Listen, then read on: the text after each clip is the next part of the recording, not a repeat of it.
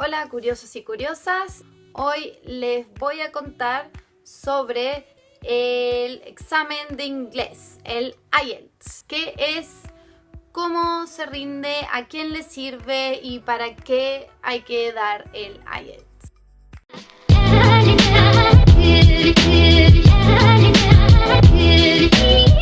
El IELTS es el International English Language Testing System. Es un examen de inglés de aceptación mundial y requerido por muchos de los países de habla inglesa en el momento en el que tenemos que tramitar una residencia para ir a estudiar a alguno de estos países o mismo, por ejemplo, para aplicar en algunos casos a las visas Working Holiday. Por ejemplo, los argentinos que quieren ir a hacer la visa de Australia tienen que rendir este examen. Vamos por el principio. ¿Qué es el IELTS? El IELTS es un examen de inglés que se puntúa del 1 al 9, en el cual no hay aprobado o desaprobado, sino que lo que hace es como un mapeo de nuestro nivel de inglés al momento del examen, obviamente. Esto que les cuento es desde mi experiencia, porque yo rendí el IELTS hace ya 3 años, porque me iba a ir a hacer la Working Holiday de Australia, tengo pasaporte argentino. Pero finalmente no me terminé yendo a Australia, sino que terminé aplicando a la residencia como partner, y parte de los requisitos eran tener un IELTS con un puntaje mínimo de 7 de un total de 9 puntos. Entonces pude usar lo que iba a hacer para Australia, pero lo pude usar para Nueva Zelanda. Hoy les quise traer este tema porque conozco muchas personas que han quedado como un poco a mitad de camino para poder seguir sus estudios en el exterior o, como les contaba, para aplicar a la residencia. Es un examen que inspira un poco de miedo, es intimidante, tiene un poquito de mala fama. Yo no di el TOEFL, pero sí di el First Certificate, pero hace ya un montón de años. Y que lo que busca es, como les decía antes, hacer un mapeo del nivel de inglés. No es que se aprueba o se desaprueba, sino que uno entra en una banda de puntaje desde un usuario que maneja solo palabras básicas hasta un usuario que se maneja en toda la gama del lenguaje. El IELTS tiene dos opciones. El IELTS General Training, que es como su nombre lo indica, general, o puede ser un academic, que es específicamente para personas que están interesadas en estudiar en el exterior. Son dentro del mismo IELTS como dos ramas separadas. Cada examen se divide a su vez en 4 secciones. El speaking, que es hablar, el writing, que es escribir, listening y reading, comprensión de lectura. El listening y el speaking son lo mismo tanto para el general training como para el académico. El writing y el reading son distintos. Ahora que ya repasamos los datos básicos sobre el examen, vamos a hablar un poquito de cómo es la dinámica el día del examen. Y después vamos a ver en qué secciones o tareas se divide cada una de las partes. Se da de forma presencial con humanos. ¿Por qué aclaro esto? Porque hay exámenes que se dan vía computadora. No. En el IELTS vamos a llegar el día del examen, tenemos que llegar más temprano, llevar fotos 4x4, el documento, pasaporte. Tenemos que habernos anotado previamente y pagado. A veces van a ver que el speaking se puede llegar a hacer en un día separado y después se hacen el resto de las partes en un mismo día. Siempre cuando les confirmen su fecha de examen les va a llegar un mail que dice: esta es la fecha donde das el speaking y esta es la fecha donde das todas las demás partes. El día del examen nos van a dar un cuadernillo y nos van a dar lo que se llama la answer sheet, o sea, la hoja de respuestas. A ver, no sé si se llega a ver. Bien. Esto es porque a nosotros no nos van a pedir que entreguemos el cuadernillo. sino que las respuestas las vamos a tener que transferir a una de estas hojitas. Entonces es muy importante esto tenerlo en claro a la hora de practicar, y cuando hagamos las prácticas del IELTS también dar el tiempo para hacer el traspaso, ya que tenemos que estar muy atentos porque lo que esté mal acá está mal. Tal vez lo tenemos perfecto en el cuaderno que usamos como apoyo a medida que vamos haciendo el examen, pero si está mal acá nos van a sacar los puntos. Entonces, dicho esto, el día del examen llegamos a un aula. En el aula va a haber un reloj, no nos van a dejar entrar con nada, solo con una botella de agua transparente, lápiz y goma. Listening, el reading y el writing los vamos a dar todos juntos por tiempos. El listening nos dan 40 minutos. Una vez que se termina, se pasa directo al reading. Una vez que se termina la hora del reading, se pasa directo al writing. Una vez que se termina la hora del writing, estamos liberados. En total son 2 horas 40 de examen, en las cuales vamos a ver un reloj en el aula a lo largo de todo el examen. Y en el salón donde lo estemos dando va a haber una persona a la que podemos recurrir si tenemos alguna pregunta o si queremos ir al baño. El speaking lo vamos a dar también con una persona. Nos van a llamar cuando sea nuestro turno y vamos a entrar en un saloncito en el cual va a haber una persona con un cuadernillo y nos van a ir guiando a lo largo de las consignas, pero eso lo vamos a dejar por un poquito más adelante. Ya les conté qué es, para qué sirve y cómo es la dinámica el día del examen. Vamos a pasar a repasar de qué se trata cada una de las secciones. Empezando por el reading. Nos van a dar un cuaderno, como les contaba antes. Dice sección. Va a tener distintas secciones. Sección 1, sección 2 y sección 3. Y van a ser distintos tipos de textos y consignas. Hay una serie de consignas que se repiten a lo largo de los exámenes. Unir encabezados o preguntas sobre, por ejemplo, dice responder las preguntas sobre el texto que está delante o elegir los párrafos por tema. O sea, hay ciertas consignas que obviamente con distintos textos. Yo lo que les voy a recomendar es que cuando estén preparando el examen se aseguren de hacer prácticas que abarquen toda la gama de posibles ejercicios. ¿Por qué? El examen del reading dura 1 hora, pero es bastante extenso.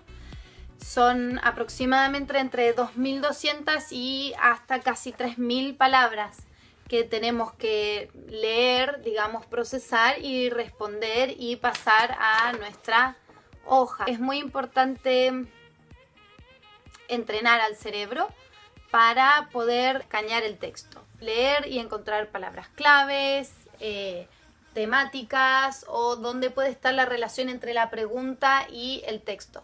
Yo lo que hice, escanear las preguntas, pero más que las preguntas, las consignas. Escanear me refiero como leer por arriba, pero es muy importante repasar las consignas, porque si no entendemos la consigna ya arrancamos mal. Y esto por ahí parece una cosa muy obvia, pero hay formas en las que lo escriben que por ahí son difíciles de descifrar. Y me ha pasado por ahí de estar dando alguna clase a alguien que tiene que rendir el IELTS y un tema que surge es que a veces puede llegar a ser complicado entender a qué se refiere, porque por ahí te dicen, no sé, un encabezado con un párrafo acorde a la temática, y eso en inglés uno es como que se puede hacer un poco de choclo. Repasando el examen, repasando la parte de lectura del examen. Son 3 actividades o secciones, un total de casi 3.000 palabras, y tenemos distintas consignas por cada una de las secciones. El listening se divide en 4 secciones. Cada sección nos presenta una temática diferente. Puede ser una persona haciendo un llamado para hacer una averiguación, puede ser dos personas interactuando o hablando, discutiendo un tema en particular. Una de las cosas que nos vamos a encontrar es que hay distintos acentos, formas de pronunciar las palabras, velocidades al hablar, y también hay, en línea general, hasta por lo menos cuando yo lo rendí era así, y gente con la que he hablado, en las que te piden como deletrear o ponerle en la conversación, dicen hola, sí, llamo por tal tema, sí, ¿cómo es su apellido? A, B, C, D, F, G. Lo que hice fue, si una pregunta no entendía, por suerte pude entender y seguir todo, pero cuando estaba practicando con tiempos, si una pregunta no entendía, seguía. No me quedaba pensando, porque detectaba la palabra y ya detectaba que por ahí se me había pasado el tren, entonces lo único que podía hacer era seguir escuchando y no perder el hilo, ya que las preguntas están en el mismo orden que lo que escuchamos. Entonces, si nos quedamos enganchados con una respuesta que no entendimos, podemos perder el hilo de lo que va viniendo. Entonces es preferible priorizar, poder seguir avanzando con el ejercicio. Una vez que se termina esta parte, nos van a dar 10 minutos para transferir nuestras respuestas a la answer sheet. Ahora vamos a pasar a hablar del writing, que es el escrito. Para esta parte del examen tendremos una hora y se divide en dos ejercicios.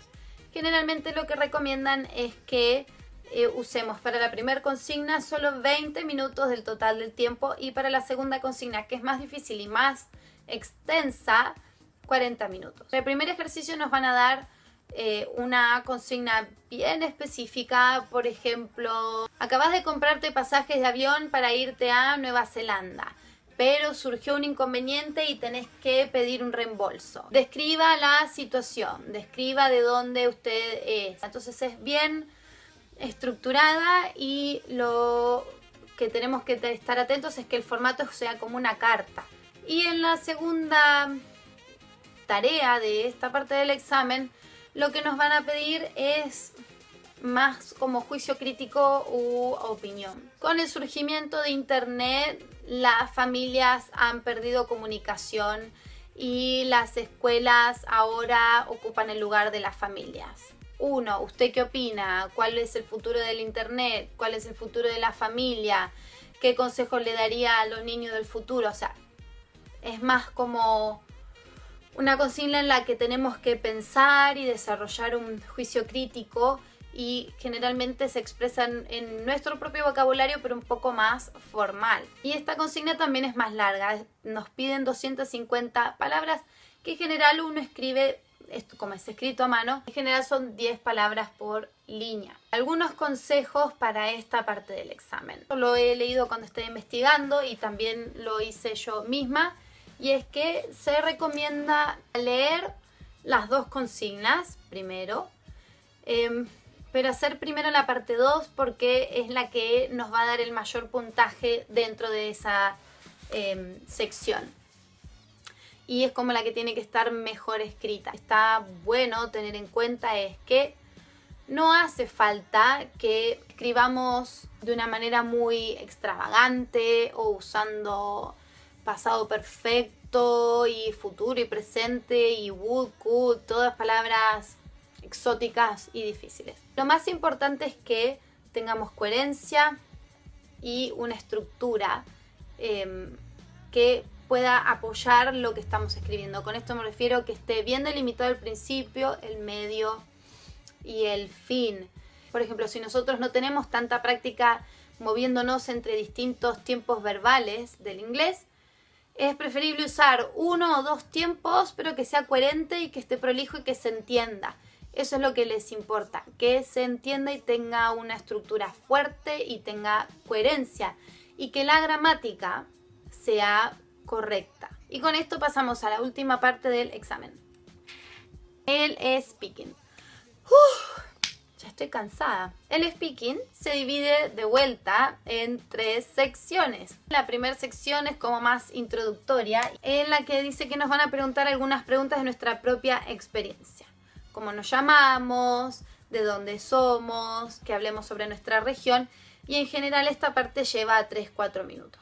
Después nos van a dar un tema y nos van a dar 1 minuto para hacernos como un borrador de las cosas que vamos a decir. Y después 2 minutos para hablar de ese tema. Una vez que terminamos esta parte, el examinador o examinadora nos va a hacer algunas preguntas como que respondemos sí o no, como para cerrar el tema. Entonces, una vez que ya hicimos las primeras 2 partes, la persona con la que estemos haciendo el examen nos va a hacer como más preguntas en relación a el tema que acabamos de hablar. Bueno, y acá viene una anécdota que me pasó a mí, que yo en realidad no lo preparé mucho al examen porque como necesitaba un 4.5 para Australia, no estaba muy preocupada. Sabía que de taco pasaba con la nota que necesitaba. Entonces en realidad había algunas cosas que había leído, pero muchas que no. Entonces no tenía idea con qué me iba a encontrar específicamente para el speaking. Y me pidieron que hable sobre si prefería ir al supermercado o si prefería ir a comprar una feria local y que desarrolle. Y como que eso me descolocó, no sé, no me lo esperaba. Entonces me quedé como ¿cuánto tiempo puedo hablar sobre la feria del supermercado? O sea, obviamente conté que en la feria habían artesanos y comida orgánica y la cadena del consumo en el supermercado, pero que como estaba ocupada a veces no me quedaba otra opción, pero que me hacía... bla, bla, bla, bla, bla, bla. Entonces, lo que les digo es que practiquen.